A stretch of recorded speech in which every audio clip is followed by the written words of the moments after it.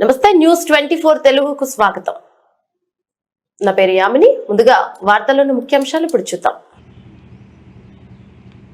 శంషాబాద్ మండలంలోని రాళ్లగూడ రోడ్డు వెడల్పు నిర్మాణ పనులను వెంటనే పూర్తి చేయాలని డిమాండ్ చేస్తూ బీఆర్ఎస్ 119 కొత్వాల్గూడ డివిజన్ అధ్యక్షుడు కొనమెల్ల శ్రీనివాస్ ఆధ్వర్యంలో సోమవారం భారీ నిరసన కార్యక్రమం నిర్వహించారు. స్థానిక ప్రజలు, యువత, మహిళలు, పార్టీ నాయకులు పెద్ద ఎత్తున పాల్గొని రోడ్డుపై సడక్ బంద్ చేపట్టి ప్రభుత్వానికి వ్యతిరేకంగా నినాదాలు చేశారు.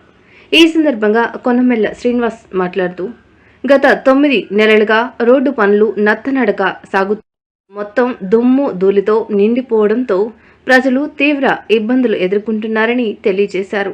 విద్యార్థులు, ఉద్యోగులు, వృద్ధులు రోజువారీ కూలీలు రాకపోకల్లో తీవ్ర సమస్యలు పడుతున్నారని ఆవేదన వ్యక్తం చేశారు. రోడ్డు నిర్మాణ పనులను తక్షణమే వేగవంతం చేయాలని, లేకపోతే జీహెచ్ఎంసీ కార్యాలయాన్ని ముట్టడించి పెద్ద ఎత్తున ఉద్యమం చేపడతామని హెచ్చరించారు.